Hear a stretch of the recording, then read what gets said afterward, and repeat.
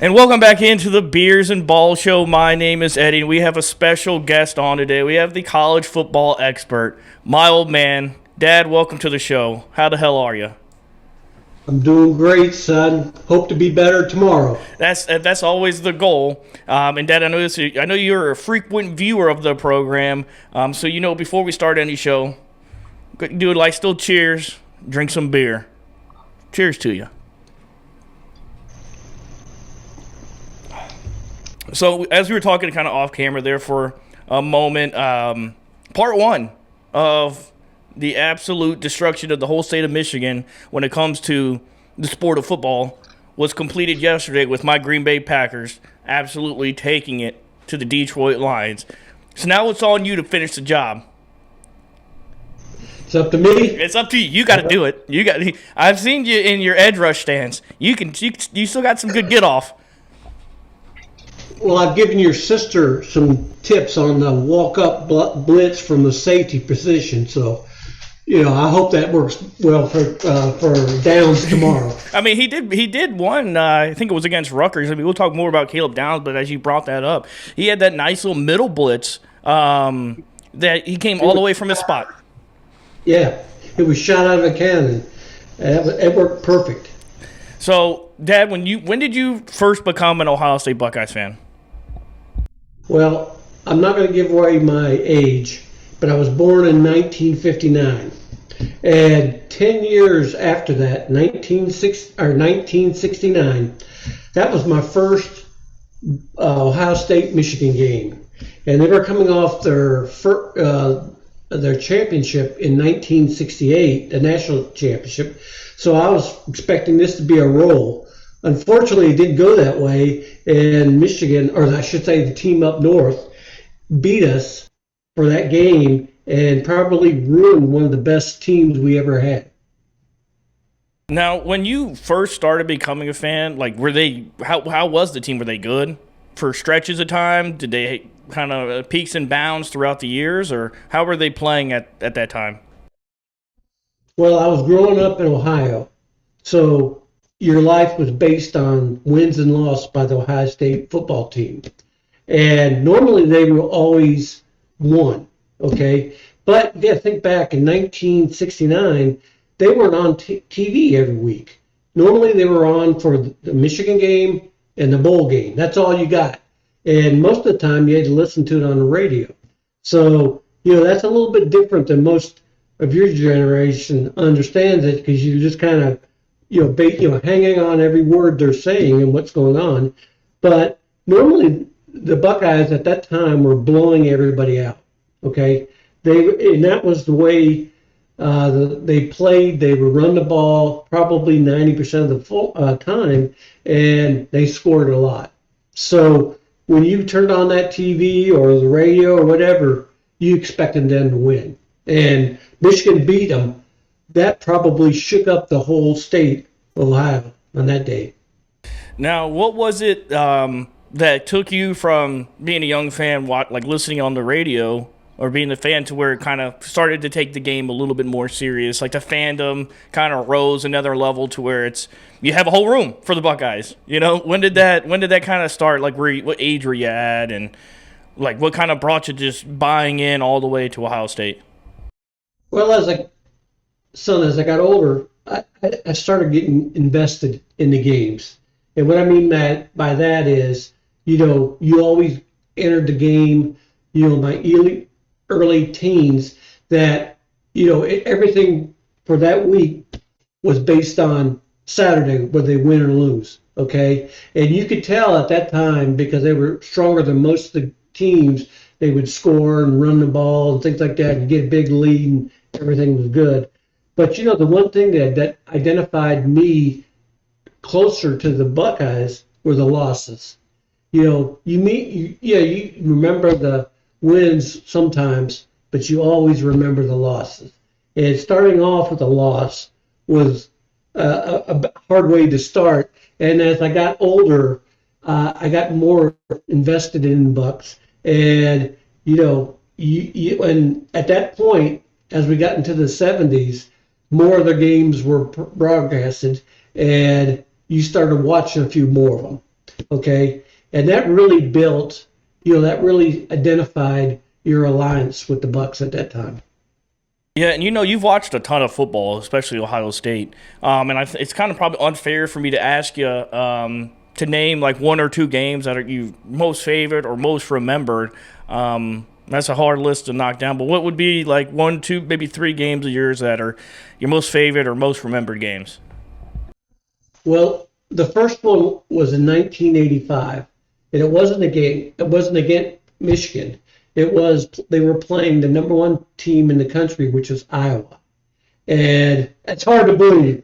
Look it up. You don't believe that. Your dad's not losing it, but at that time Iowa was number one, and they came into the horseshoe, and it rained. I mean, it was coming down in sheets, and the Buckeyes that game, and they had Chris Spielman on the team at that time, and it laid it on them. I mean, they had a quarterback called Chuck Long, and he was a favorite for Heisman.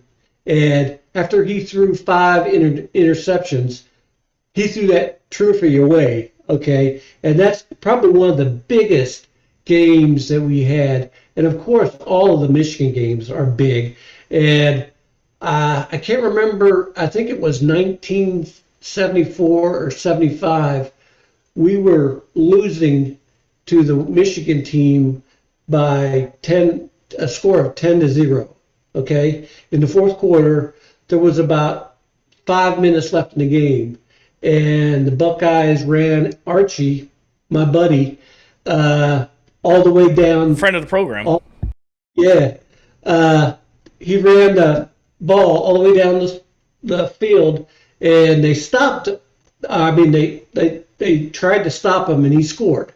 Okay, so the score was 10-7 at that point, and we kicked off with Michigan with about 2 minutes left, and they ran the ball a couple times, and for some dumb reason on third down, they threw the ball.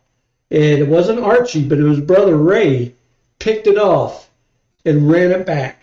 And we ended up winning the game 14-10, and we went on to the Rose Bowl. I mean, it's crazy that you can just pick that right from, that was a long time ago. And you just pick that right from there. That's pretty incredible. And speaking of, hey, Ray's brother, Archie, what made him so much better to win 2 Heisman trophies in a system where everybody's running the ball? What really separated him above everybody else that he was the only, for such a long time, I'm not sure if there is somebody that has 2 Heisman trophies yet. What made him so much better than everybody else? Well, the funny thing is, I was watching, we had moved to North Carolina in 1970, so that was 1973. And it was in the second game, they'd won the first game, and they were playing North Carolina. So I had it on the radio, listen for the game, and Archie, he was about the 4th string, and with Woody Hayes, if you don't produce, go the next guy. Go the next guy. So late in the first quarter, Archie got in the game, and he took off. And every time he was getting, I mean, what they say in football, when you run the ball, he's taking chunks. He'd get 10. He'd get 8. He'd go 15. And it was unbelievable. This guy, no one knew who he was. And he just kept going. And they ended up blowing out the Tar Heels. And they won. He ended up with 174 yards that day. And it was unbelievable. And so I watched him through the year, and when I could get him on the radio or whatever. But in the Michigan game, that's the first time I saw him play. And he was not very big. He was pretty, well built, but he was short. But it was funny. Every time he'd run into that in that line, the guys were trying to arm tackle him, and he was just busting off on those and getting 5, 10, 15 yards. And he did the whole game, and I saw that, and I said, man, this guy's something else. He's got this thing down. And of course, he started his 100-yard games streak, and I think it ended up being 28 straight games that he had 100 yards.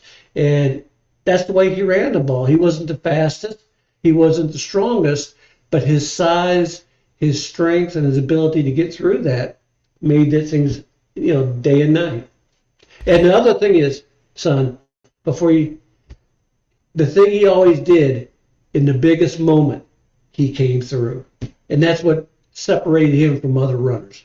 I mean, that's what the best players do is they show up when they need to in big time plays. They'll always show up and be there.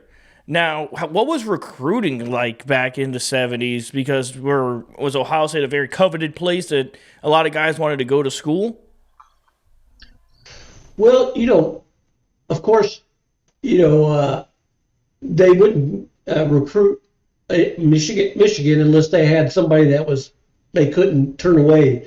But they would normally recruit in the state of Ohio, and then they would go to some other areas, and most of the time they would be in somewhere that you could drive to.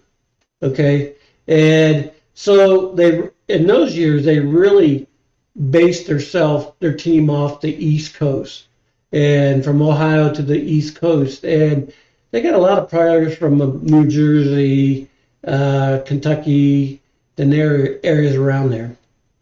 Yeah, I mean, I just think about it. You know how like almost exposed the recruiting process is now, including NIL. Were you a fan of NIL when it came around? When it came to be this beast that it is today, or is there still things they need to work on with like making a commissioner over it, have a little bit more like regulations attached to it? Well, I'll start with I'm talking out of both ends of my mouth. I'm old school, and I think football players, college players should be student athletes. But at that time, NLI existed at Alabama, but everyone else didn't have it. So, at some of those schools, they were paying players and things like that. So, it was going on, but it wasn't public like you see it now. But when you get NLI now, I like the idea that it puts a level of competitive higher. A lot of these teams that before, when you'd show up, you would be down 20 points, when the Buckeyes came in by the end of the first quarter because they were just rolling over you. See, the thing you're seeing now is a lot of the teams are a lot better, than they were previously. So normally the first half is a very competitive half. But the problem is in the second half, when the game kind of starts wearing on you and people are beating on you, the stronger teams that have spent more money on NII will have backups that can come in and play good, and they wear you out and end up winning. So it's just kind of changed how the game is. I think it brings a lot more excitement to the college game, and of course you just have a strategy to make it work for you. Pop, let's shift our focus now to the Ohio State-Michigan rivalry. Now, what does this rivalry mean to you and the entire state of Ohio? Well, for me, it was all driven by Woody Hayes. There's a story one time that he went up to Michigan to recruit a guy to come down to Ohio State. And as he was coming back from Michigan, he ran out of gas. And he was about a mile away from the state line. And the story goes, he pushed the car across to Ohio to buy gas. And growing up, that's how everybody felt about Michigan at that time. I think it really comes from, that's for my generation. That's created that distaste for Michigan. Okay. Yeah, that makes sense. Now, I was rewatching a game. I've been rewatching a couple of games this week, just trying to kick, because it's the game. As well as I know they put up like a documentary, or probably 3 or 4 that are just so awesome. But I was rewatching the 2006 game, when Ohio State when they had him at home. Troy Smith, Teddy Ballgame. Was Jim Tressel calling plays? Yes. There's some I was watching today where they would move Troy out, but having like a receiver come back. They did so many plays that would be awesome in today, right now. He was well above his time where football was then. He was calling plays that we see in today's game. I mean, he did not care about going 5. He would go 5 wide in a hurry. He loved to throw the ball, it seemed, at least rewatching that game. Well, one of the things that he did in that game was one of his second team offensive tackles. For that game, he changed his number from 72 to 88 and made him a tight end. So he had 2 tight ends, but one of them was a tackle, that was in there. And that's the same thing NFL teams are doing right now. A lot of 6 offensive lineman packages. It's like a big thing that's taken over right now. And so, if you remember, Tressel had a fullback was a lineman that was, had a little bit of athletic ability to him. And so that's what they're doing. They were running the ball because he felt he had, like you said, Ted Ginn on one side and Gonzalez. Yep. Yeah, so he was good there. And that really changed the things. And you brought up a good point that I think is important to this game coming up. We got Matt Patricia, the defensive coordinator. And I noticed from the game 1, when he put the defense out there, when they run out and set up, all of a sudden they'll change into a different thing, a formation, and then they'll change it again. And that's what messed up Manning. He didn't know what the heck he was seeing. And they've done it consistently all through the year. And I think that's made a big change. So what Tressel did in 2006, I think is very effective with our defense today. Yeah, and the way, because Matt Patricia, at least around the NFL, known as an NFL guy. Like, he's a smart defensive coordinator. Not a great head coach at his stint with the Lions. Not a great coach, head coach, but every time, all those years with the Patriots, because I think the way he breaks it down is when you see things like where they seem to be changing formations by maybe 2-3 times even before the ball's even snapped. I mean, I think the way he breaks that down is like a secondary linebacker and defensive level. So you're not changing the whole play. You're just maybe formation swapping, and your back end guys are talking to each other, and they're all on the same page, and you're just trusting that your secondary linebackers are knowing the same thing and your front's knowing the same thing, and it all works in tandem. So it's not like one guy out there, not like a Ray Lewis type that's formation moving everybody around. They're all 3 trusting that the group in front of them is going to do their job as well in that same end and changing up the formations as well. Yeah, you need to have the players to do that. And people like Sonny Styles, you got Downs, the guys up front, K-Mac, all those guys bought in. And that's what made a big difference. And I'll be honest with you, son, when they brought him in and Knowles went to Penn State, I knew him from his time at New England and then at Detroit, and he seemed like he was a grumble old man. But that has not changed. like you, grumpy old man. Never aged.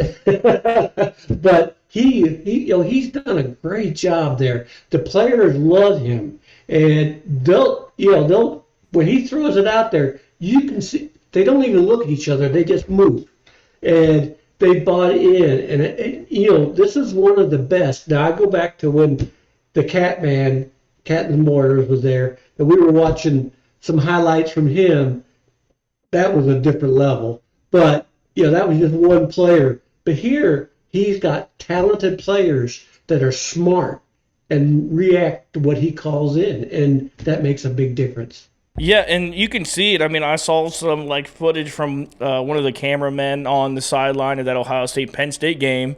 and because I know they didn't show it on TV, but they were showing like all the defensive players with Matt Patricia like happy, and then they would pan over to Jim Knowles in the press box, and everybody boo, and then right back to Matt Patricia, everybody screaming hi, and it's like that's what you show. And not only does that produce great film, like great stuff on the field, it's also helping so much in recruiting. You see all these young cats, juniors and seniors that, want to come to Ohio State, but they're unsure if they're fit, and then they see all the culture that's there. All these guys love Matt Patricia, and they're like, yeah, I want to be a part of that because it's infectious. When you get that kind of feeling and vibe in the locker room, on the field, it's infectious.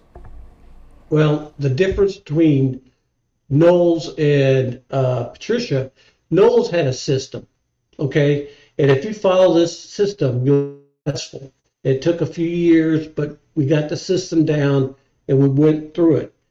What Patricia said is we got to have talent.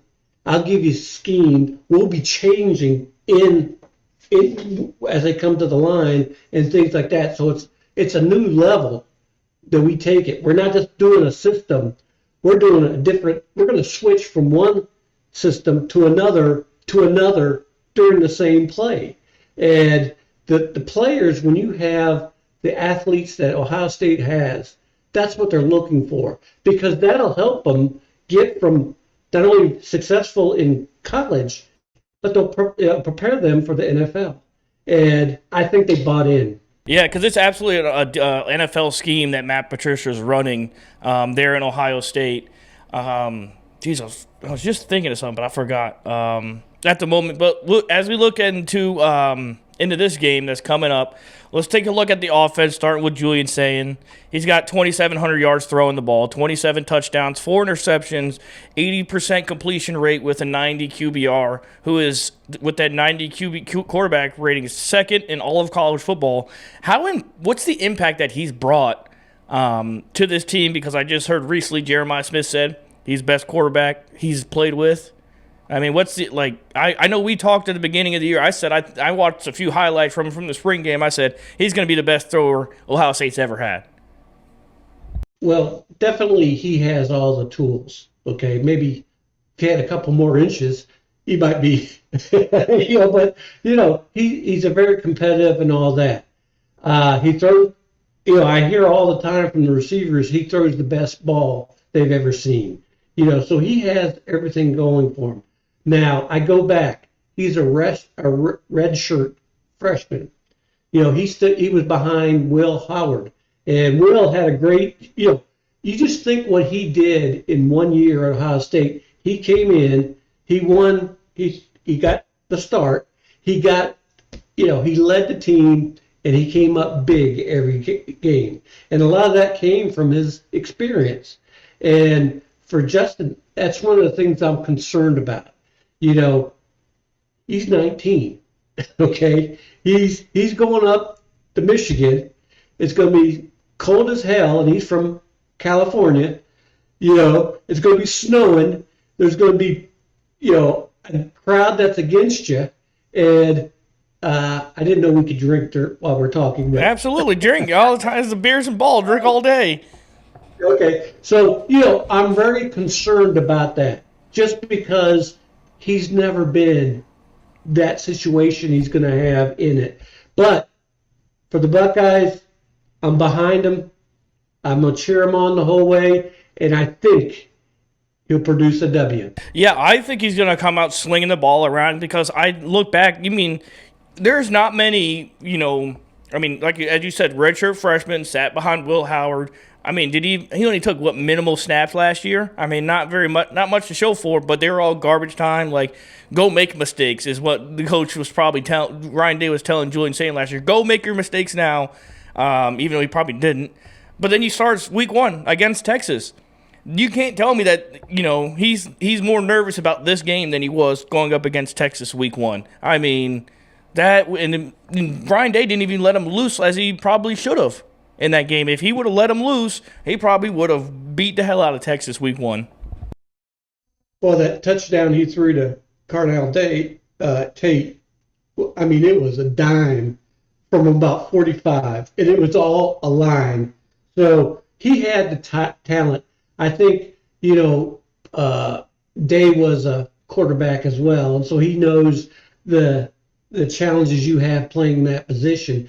But over the year, he's developed, and I know the guys got confidence in him and things like that. And for this game on Saturday, they told him, win the game. Do what you have to do to win the game. And when a coach gives you that advice, he knows it's all on him. So this is going to be one of those games that he knows going in, it's going to define his legacy at Ohio State. I think it's just an absolute vote of confidence, too, from Ryan Day. Just like, go do it. Like, you've shown it all year. No handcuffs, not holding you down. Go do it because, as these past Ohio State teams have been, like, more running back heavy on having that one dominant guy. I mean, we look back, Michael Pittman and Beanie Wells, Ezekiel Elliott, all these lineage of great running backs in the past that we've had. It's kind of a running back by committee right now, and I think that works better for the Ohio State Buckeyes than it does if they had a premier back, because you got two of the best receivers in the nation. There's no reason to be run heavy. There's no reason. Right. But out of these guys, out of the four running backs, you got Peoples, Bo Jackson, and I'm missing two other guys. But who do you think is going to be the bell cow tomorrow? And could there be a scheme fit where you think Peoples might have a better opportunity for success over like a Bo Jackson? Well, for Peoples to be successful, he needs to be out in the field. He's not going to run up the middle. Okay, that's become very apparent at this point in his career. Bo has the ability, and we always have a guy that can break it and take it to the house, and that's what we have in Bo. But he's not very big, and the thing that's always a strength for Michigan is our interior defense. Okay, and that's where we messed up last year. I think they wanted to show them that we could run up the middle, and even though we had two great backs, they couldn't do it that day. So what we have to do here is we got to balance it out.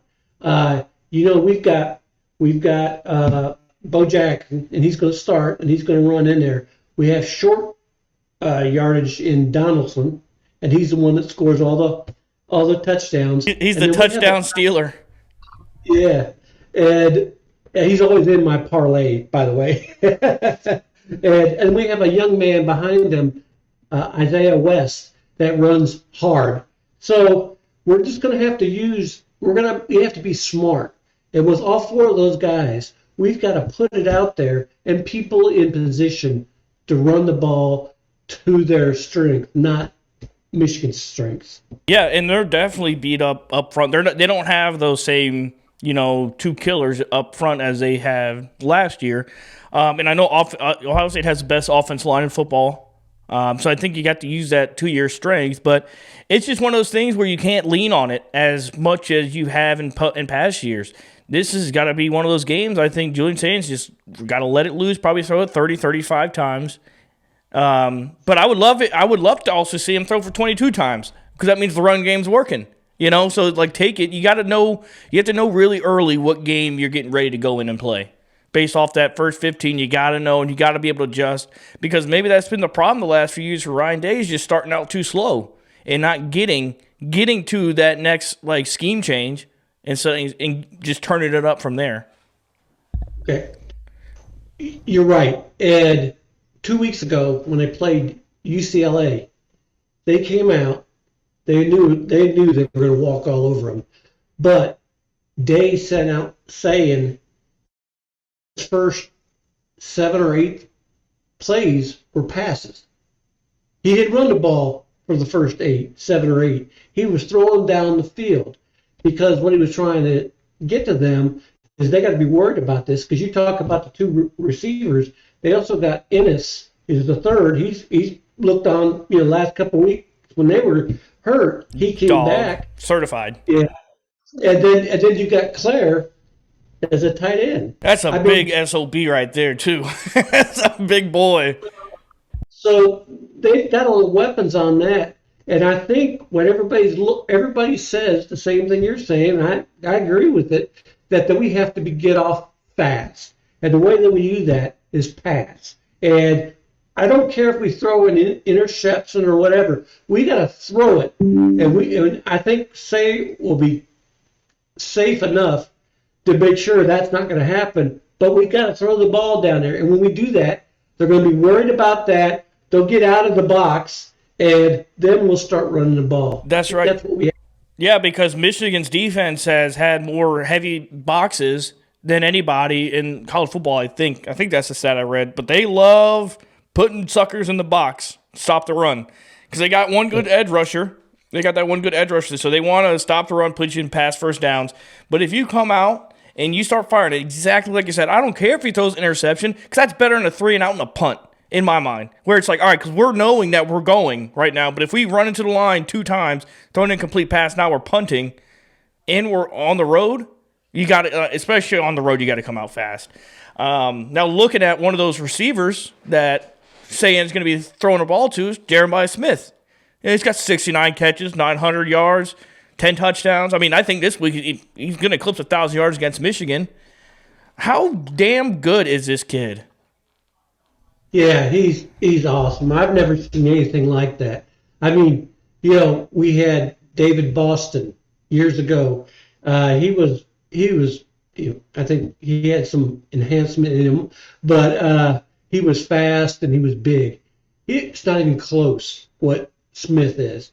He can catch the ball anyway. He can catch the ball with one hand. He can outrun. He's strong. He's big. There's nothing like him anywhere. And that's what we have to do.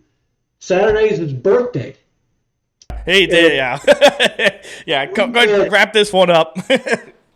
And this guy doesn't talk much, but he said he ain't going to lose to Michigan.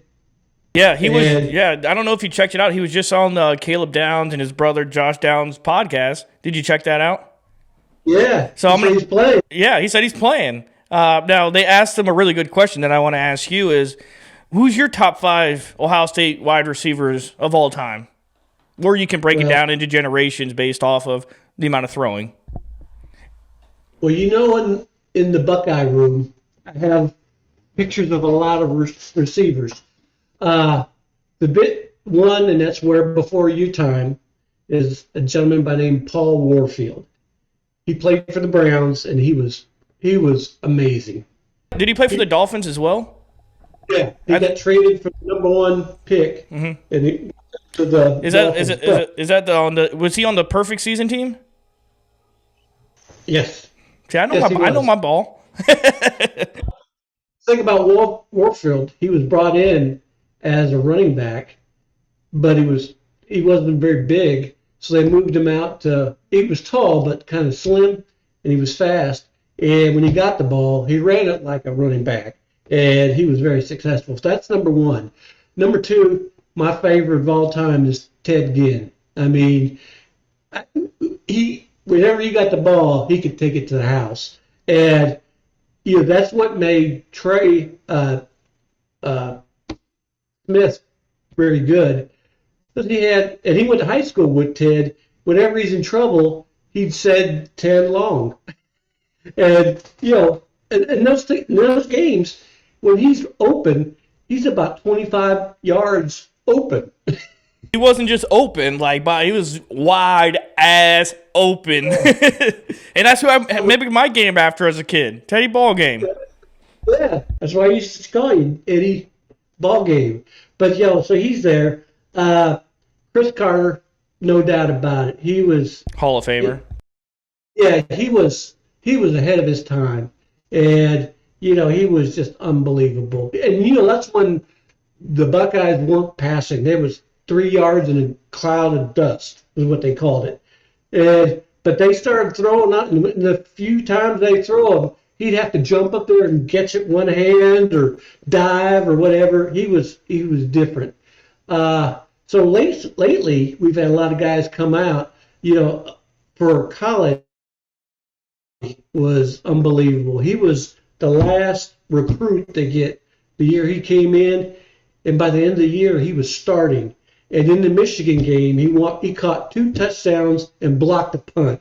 I mean, how do you begin your career there?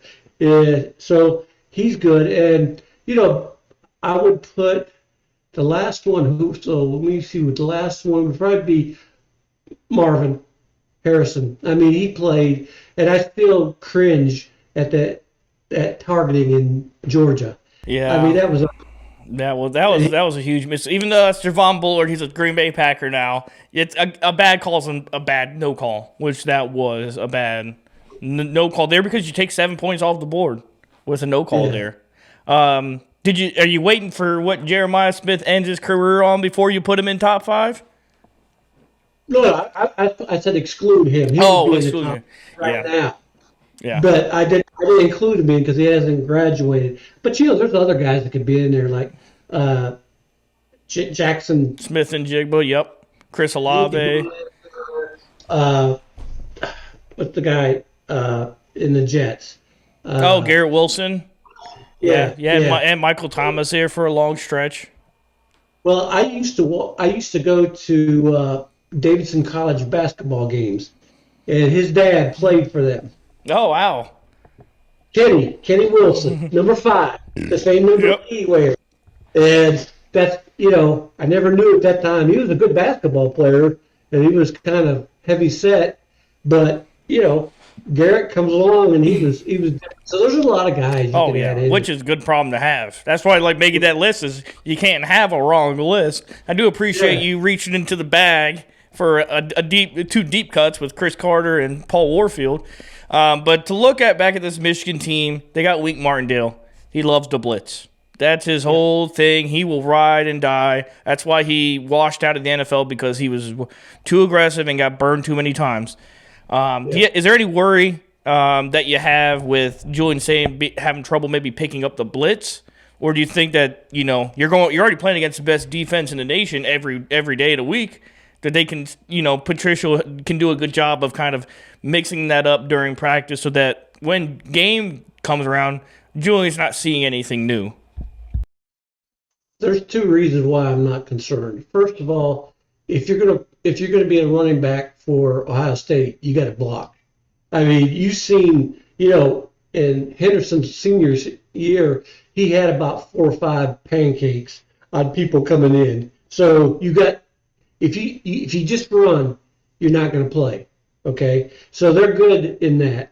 The second thing is if that becomes a problem, we've seen times where they brought in 2, 3 tight ends to help them with that, and the guys we're bringing in can catch the ball, so they can chip and block and those things. So I think that'll help us on that. The one thing that's going to always mess it up Michigan when we do it, when we change the format. And you'll see this year that we've done a lot more of that, sending people tight and spreading them out, or bringing somebody in, or putting somebody in the background, or, always changing it. And that always gives you an advantage because the guys coming off the edge, they think they're just going to have to beat the guy in front of them, but you don't know who else they'll bring in. So yeah, a lot of times, I even saw it in the Packers game yesterday against Aiden Hutchinson, who did absolutely nothing. Which is so funny because the Packers are coming off back-to-back weeks of beating Michigan all-time greats, which just was so amazing for me to feel. Just watching to J.J. McCarthy and then Aiden Hutchinson. We had like our basic line structure up there, and then we had a tight end that was about maybe a step or 2 outside the offensive lineman who's looking like he's going to go out for a route. Doesn't, stays in, gives a quick jab right into the defensive end, gets out in his route, and that completely turns off any pass rush right there. And if you're able to do it right, so I agree 100% with what you're saying there. To look at the other person on Ohio State that's going to be calling the plays, how happy are you with Brian Hartline calling plays this year? I know it's his first year calling plays, right? Is this his first year? Because you had Chip Kelly last year. Yeah, it's really his first year. You could say other years, but this is really. And I think, last year in the Michigan game, I think Dave was really emotional about what in his attempt to run up the middle. And I think turning it over to Hartline will open it up. And they're going to put together a scheme right at, when they script the first 15 plays, they've got a message that they want to send. And I'm hoping that's a passing message to begin with. But we'll see what happens. But I think having something, because the pressure that's on the head, they're all under pressure. But really, he lost that game, and everybody wanted to fire him last year, and he had to win the national championship to get back on the right. Imagine that. You lose one game and they want to fire you. So what do you have to do to save your job? Oh, just go win a national championship. Yeah, playing. So there's a lot of pressure on him, and I think for him and giving it the heartland and have confidence he's going to call the right things, it's hard to do before you were calling the plays, but you got to let somebody do it. And I think Hartline's the right guy to do it. He knows the people. He knows who's there, and you got to give him a shot. And I think they've been doing it this year, and this is going to be that thing. One thing, going back to your blitz, the defensive ends, one of the things that Sayin did well this year, they always got a safety valve person, and Sayin knows that. Not every quarterback knows that, but he knows, and he'll send it to get him and get out of the way. I mean, and good quarterbacks know where their check down is. You look at it, Yeah. you see the best quarterbacks in NFL. It's the only thing I can reference to because I've watched so much of it. When you see a good quarterback, your Josh Allen, your Mahomes, now my Jordan Love, they know where their oh shit valve is, or their check down, where their running back is that where that tight end is, and also being okay with throwing that and not trying to force it downfield or force the movement. Take what you can get, especially if they're playing like a deep quarters. Just chuck it right down to your running back. Let him go work, because he's awesome too. Yep, they're athletes. Yeah, there absolutely is.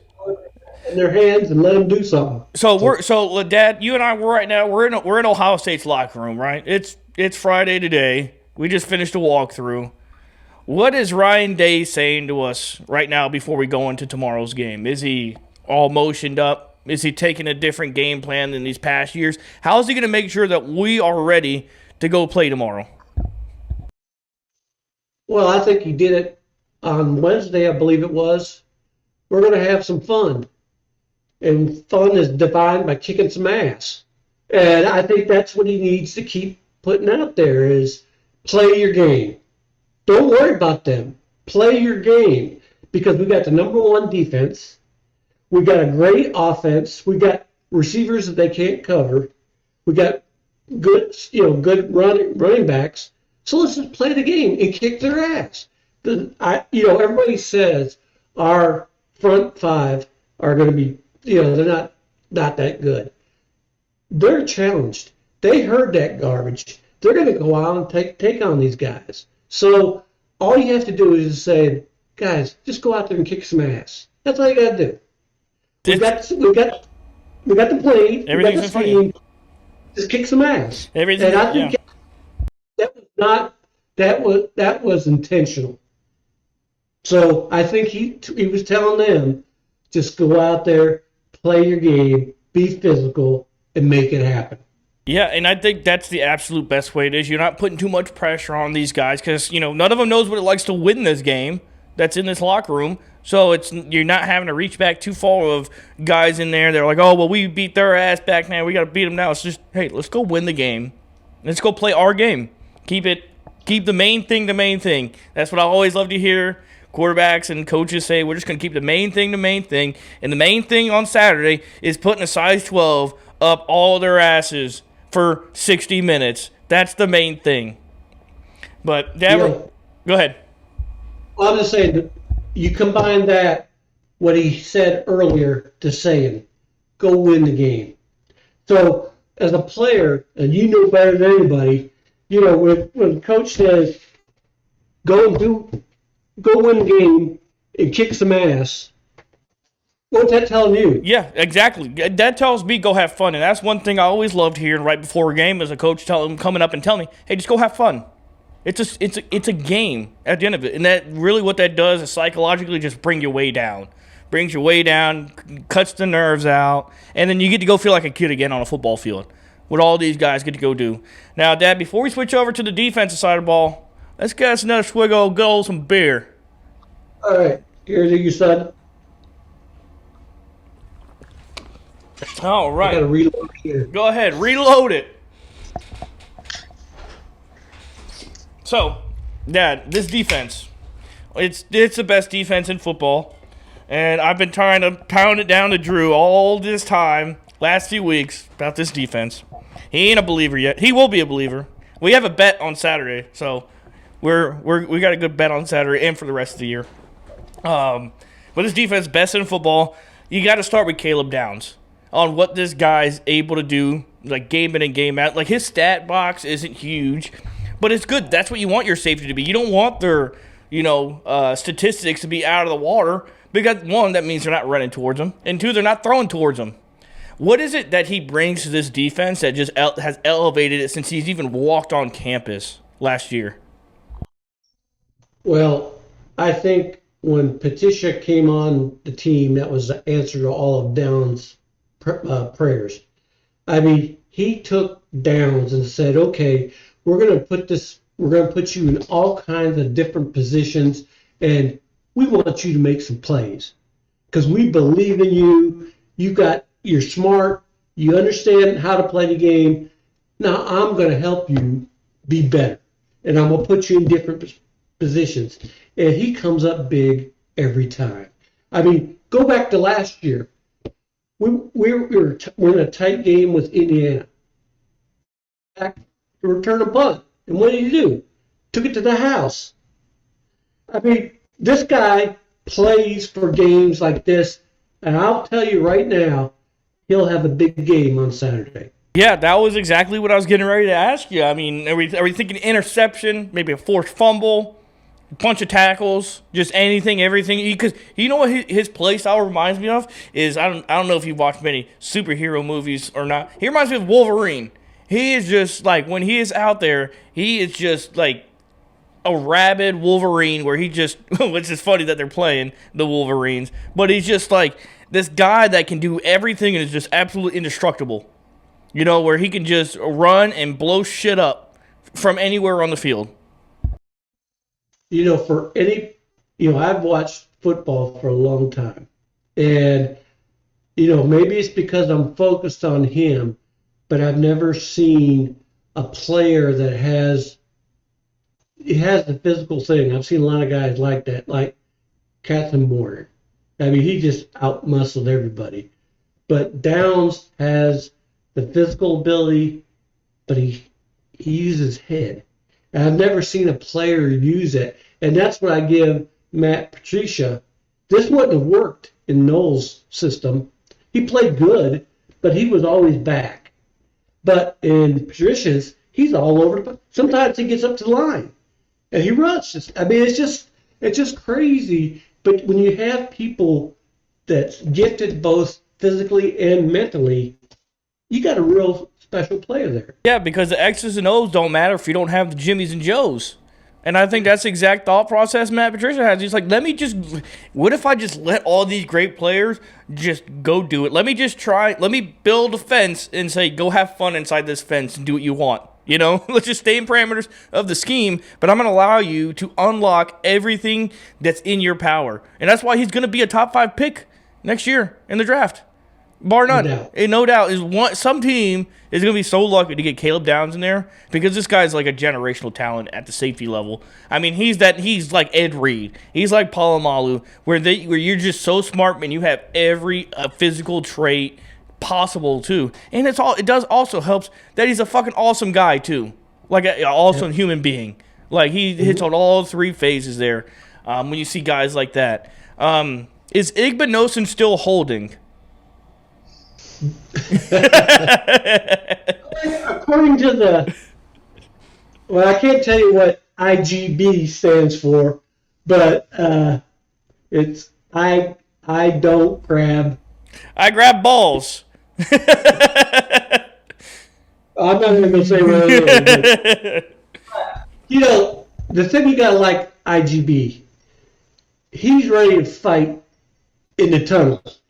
He wants and anything can happen. IGB were there.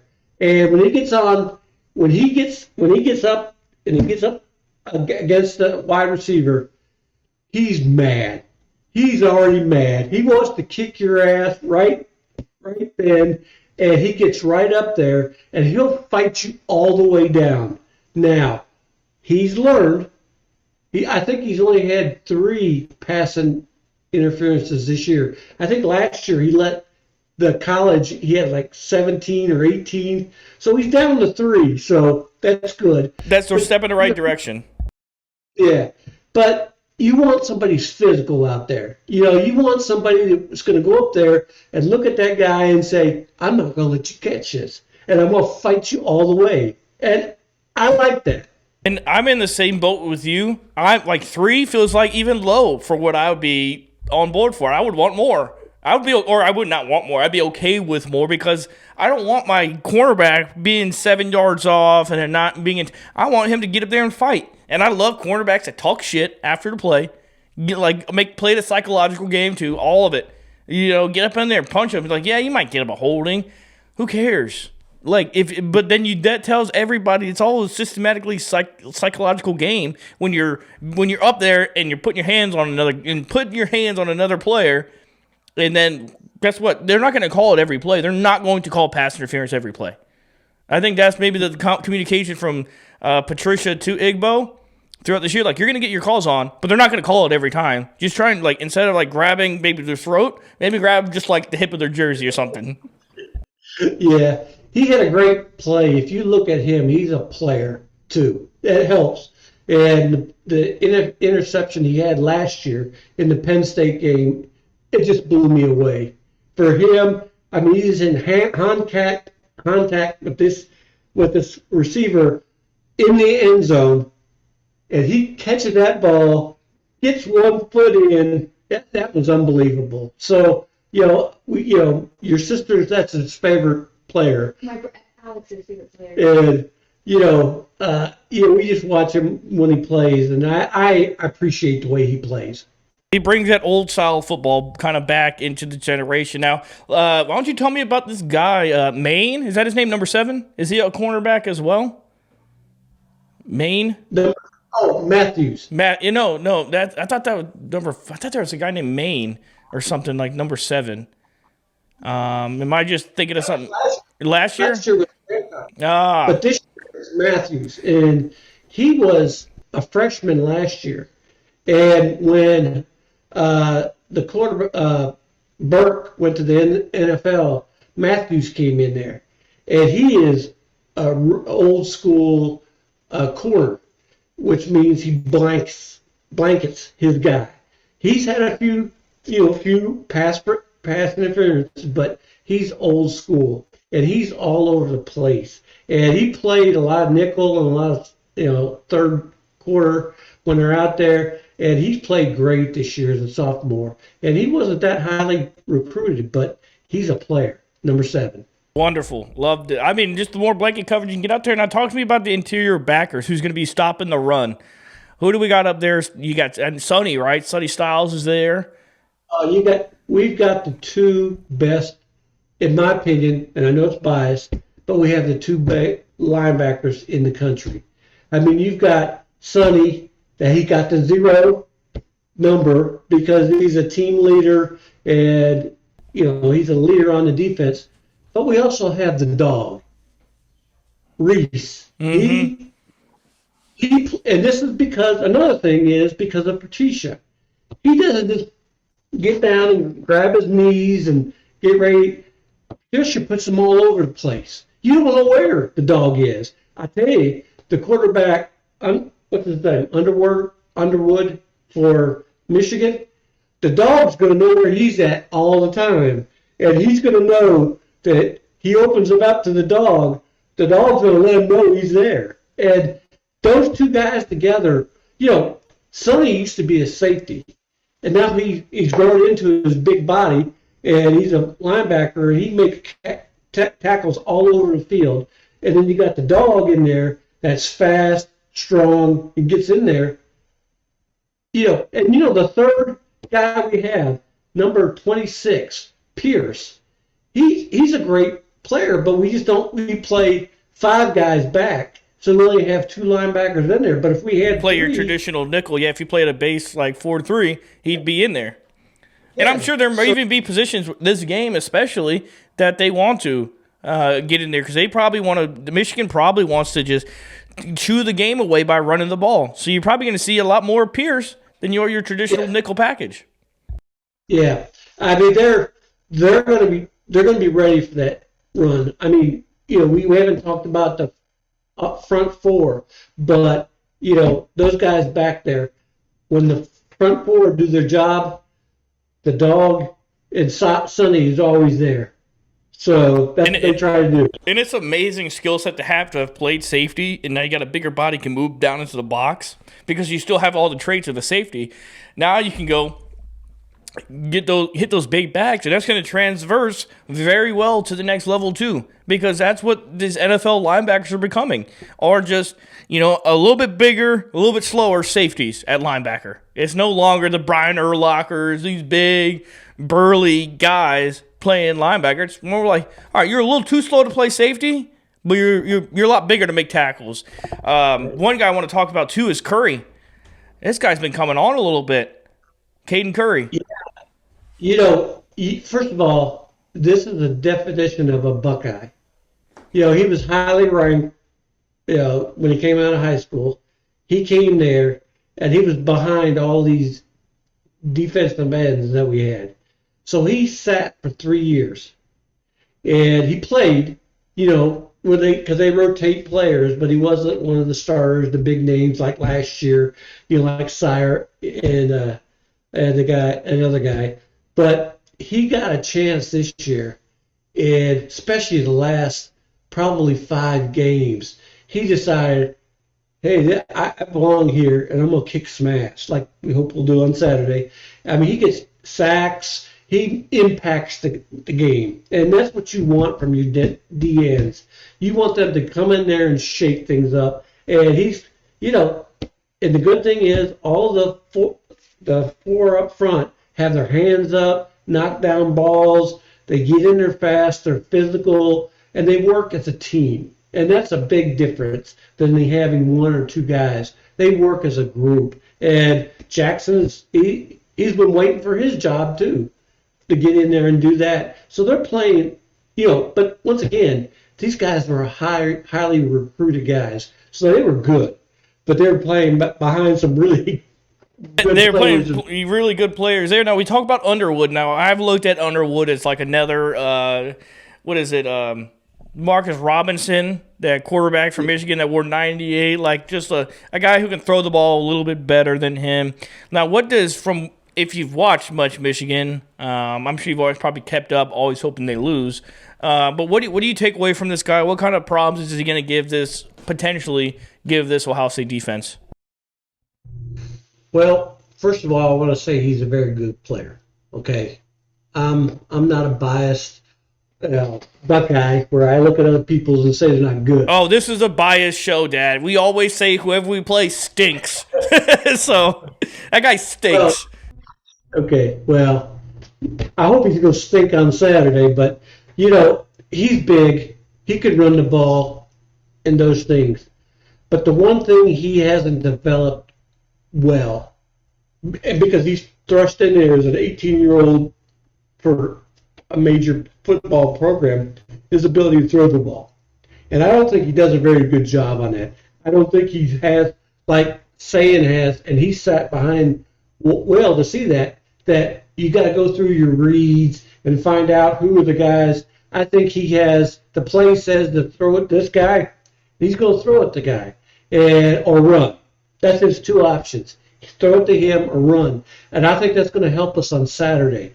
I think as he gets older, he'll learn that, and he'll be a scary quarterback in the future, but I don't think he's there yet. And if we can get some little pressure on him, I think he's going to throw the ball to us a couple times. And I think we'll make it happen. I definitely agree with that. I think that the turnovers are going to play a big part in this game. I think if we can cause the turnovers, because, they're calling for snow on that game tomorrow, so weather may play a factor in this game tomorrow. But I think of that, and I agree with you 100% on his progression reads. He's only looking to who their number one target is, maybe two, but he's not sitting back there as your prototypical quarterback, kind of dissecting the defense, can go 1 to 4 or sometimes 5 in that order. It's more 1, 2, run kind of deal for him. And they're down their best running back that they thought they were going to have coming into this year. So they're on the backup running back. Now, do you think really that they're going to try and take the air out of the ball, make this like an 8 to 10 possession game so that they always stay within it? Or do you think maybe they start airing it out a little bit? Like, what do you think Michigan's focus is going to be coming into this game tomorrow? Well, tomorrow it's going to be run the ball. I mean, with what they have right now, and unfortunately, I don't think they have a strong running game this year. Marshall, who's been talking all week, he's got a bad shoulder. And, we have a defense now that not only do they tackle hard. And with the previous question you asked me, our linebackers, our front four ties up the blockers. It comes down to our linebackers, and I think they're going to do an outstanding job. And so I think our strategy on the defense is going to be first, stop the run, change the look of it, and put the pressure on Underwood. If he runs it, the Dogs got him. Okay? They know. They played Washington. Their quarterback is the greatest running quarterback in college right now. He didn't do nothing because the Dog was there. Yeah, that's Christina's favorite player, if I'm right, is Reese. Yeah, and he played that. That guy couldn't go anywhere. And I think that's what's going to happen there. If I'm Patricia, and he's a lot smarter than me, he's shut down the run, pass. And if we do that, we have the guys back there that can stop it too. And, hopefully, as we talked about, Jackson and what's his name, Curry, will get in there and push from the middle guys, K-Mac, get in there. Malone will get in there too. So I think this is the way the defense should look going into the game tomorrow. And mix it up so they don't know what's going to happen, but put it on Underwood and make sure he makes plays. And I don't think he can make it now. It may be a problem next year or the year after, but right now I don't think he's in position to do that. Which is an absolutely fair take to have for that because it makes sense because he's still a young quarterback. He's probably got boosted a little bit more than he should have coming into the year with being a part of the cover of the college football game, getting a lot of clout for the young kids out there for what he's done. Now, this has a big fight feel to it. Main event. It's the game. How does Ryan Day get this monkey off his back? Play his game. He plays our game. Don't worry about them at all. You play your game. We got the best receivers in the game. We got running backs that are good. Okay, they're not what we had last year, but they're good. Okay, and play your game. You got the number one defense. They need to play like the number one defense on Saturday. The statement that came out, I've heard multiple people say that if the Buckeyes can score 21 points, they'll win. Okay? So I think that's the bottom line. Go play your game.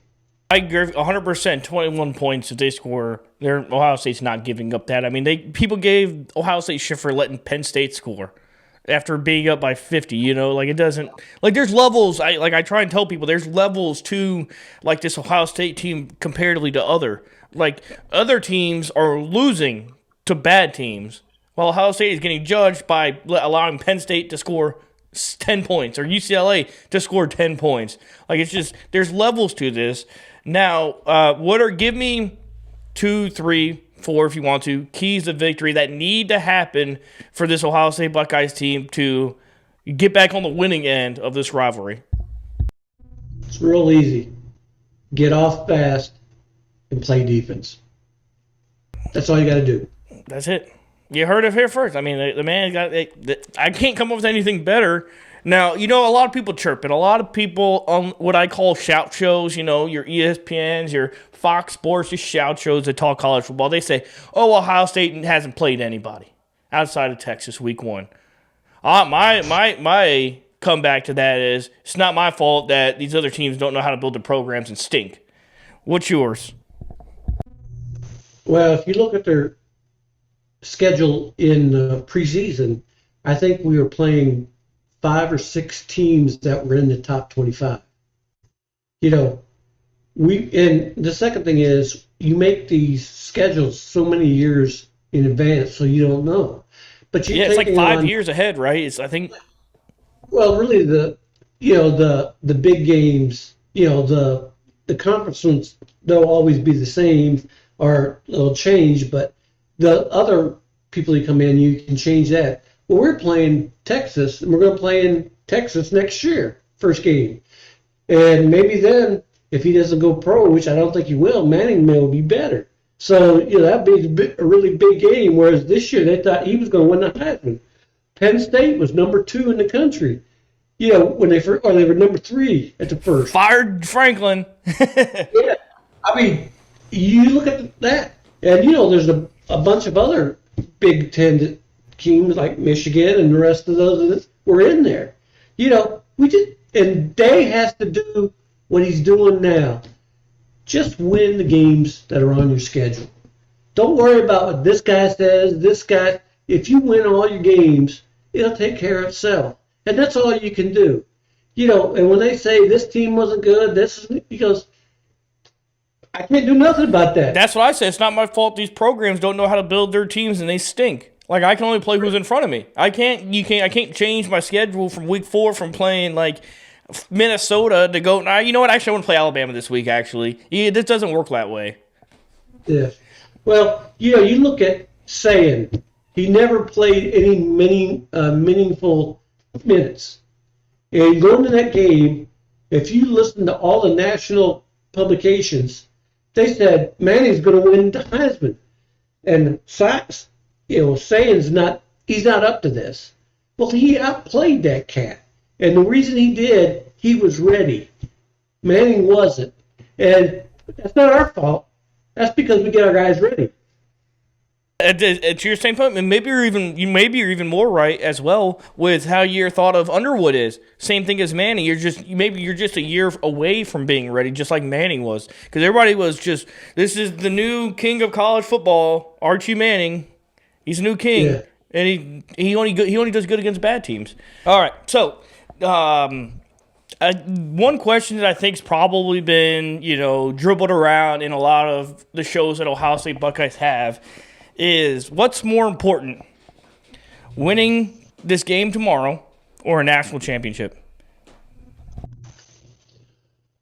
I'll answer it logically, and I'll also give you my personal opinion. Logically, every year you play for the national championship. I mean, no matter what, like last year. Yeah, Michigan can chirp and all that stuff, but we have the hardware, okay? But being someone raised in Ohio, you want to win this game. Now, I won't, just like last year, I laughed when everybody was saying get rid of Day after that game. But I want to win this game. I mean, especially after 4 weeks, I think we need, we have the ability of saying, well, we just won the national champion, and we've won every game since then. So I think I could accept better this year that if we beat Michigan and somewhere in the journey to get to national championship this year, I can live with that. So that's where I'm at. I can definitely understand that. I've been in the camp the last few weeks of who cares about this game? And when you're searching, like logically, like you're saying, when every year you put a team together to win a national championship, I don't like the thought process of, as long as we beat this team this year, we can lose every game. I don't like that kind of like loser mentality of as long as we win this one game, because winning this game just gives you shit talking rights. That's all it gives you. And it's a lot of shit talking. It's 300. They're at like day 2,000 of shit talking rights on Ohio State. Right. So it'll be good to get back on there. But I think Ryan Day now with this team is gonna have them ready, cool as the other side of the pillow, because last few years this team has came in way too high, like way too emotional, way too high into this game.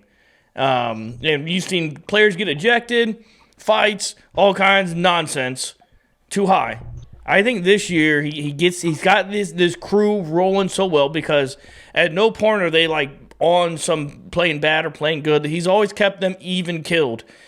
In a game like this, is Ohio State really going to let it loose early in the first half? Because I know they tend to pour it on in the second half. They tend to keep it kind of relatively close in that first half. Maybe it's just because of the amount of possessions they get. But do you think Ohio State's going to be able to turn it in that sixth gear to not make them have to play this perfect like second half game? Well, one thing that's apparent to me from all the years I watched the game, the players take their cues from the coach. I saw John Cooper.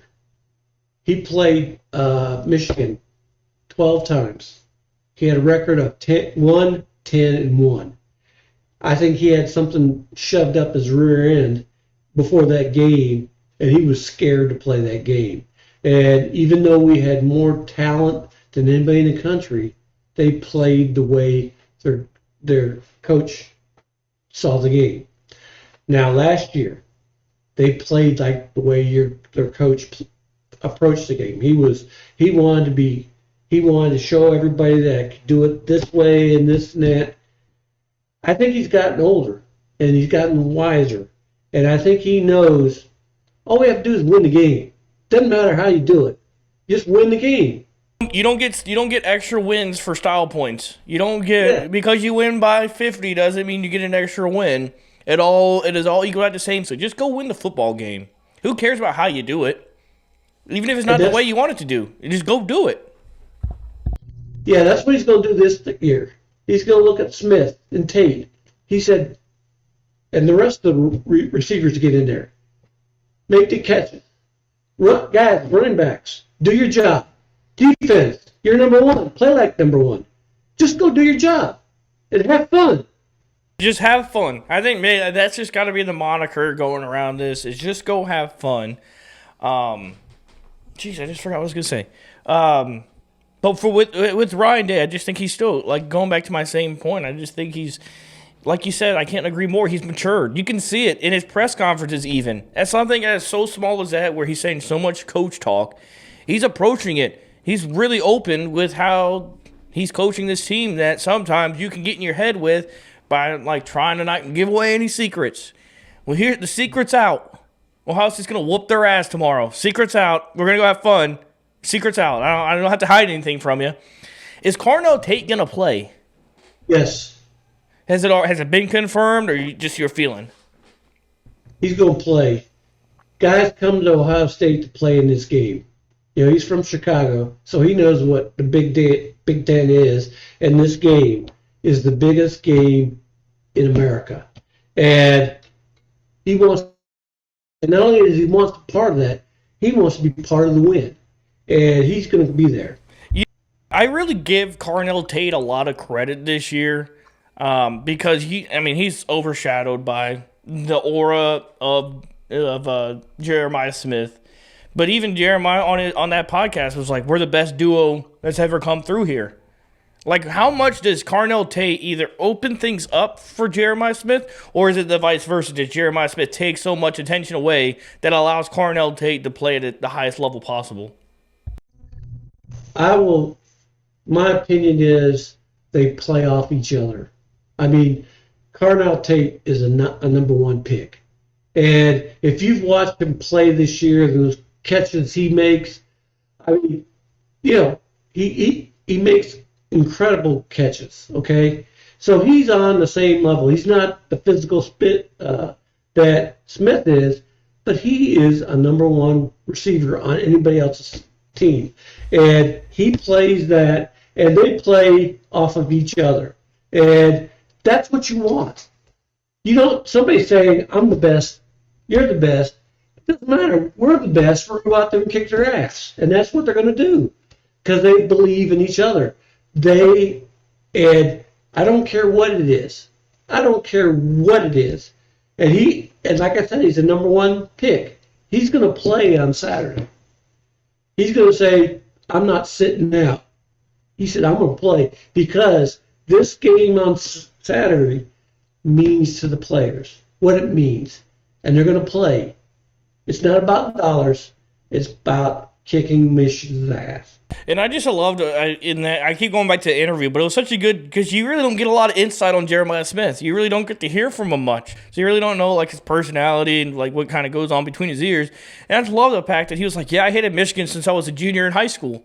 So it's like if it means something to him, it means everything to everybody else. And then to that counterpart to what Caleb Downs was saying, he's like, "Oh, I'm not going to come out here and say I'm going to play at 150%."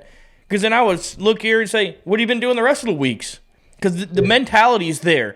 That all these young guys are very, very much mature in how they approach the game. So I think this is going to be one of those old school, 2012, 13, 14 ass whoopings that Michigan's used to. I talked all day yesterday about sending Detroit back into mediocrity. And this is going to be the exact same thing for the University of Michigan, is that Ohio State Buckeyes is going to send them back into mediocrity, back to the bottom of the totem pole. You had your few years. You had to cheat to get there. Good for you. Hey, if you ain't cheating, you ain't trying. You just got caught. So that's all that was. But you're going to go back into this demise of bad coaching, bad play calling, back to where you're number 3 at most years of the Big Ten. Now probably even farther down with the new additions of these teams. So, Dad, give me a score prediction. All right. Well, first of all, Michigan has won the last 4 games. That's a fact. Well, a fact behind that is the 18 games before that, we won 17. Okay? People are forgetting that. We won 17 out of 18. Okay? So we're going up there with a purpose. I think the team is going to be loose. They're going to play hard. And regardless of what happens with the weather, they're a better team. And they're going to win 24-14.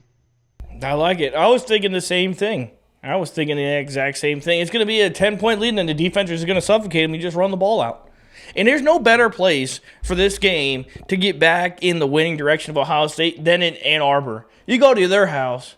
You come take over their house. You kick their ass in their house, and you leave. And you leave them with no hope, with nothing to look forward to, except for the Meineke Car Care Bowl at Bank of America Stadium against fucking Memphis. That's what you get to look forward to after this ass beating, while Ohio State looks to go take on Cincinnati in Indiana in the Big Ten Championship, whoop their ass too, bring them back down to earth, and then go take on the rest of the college football playoff pool.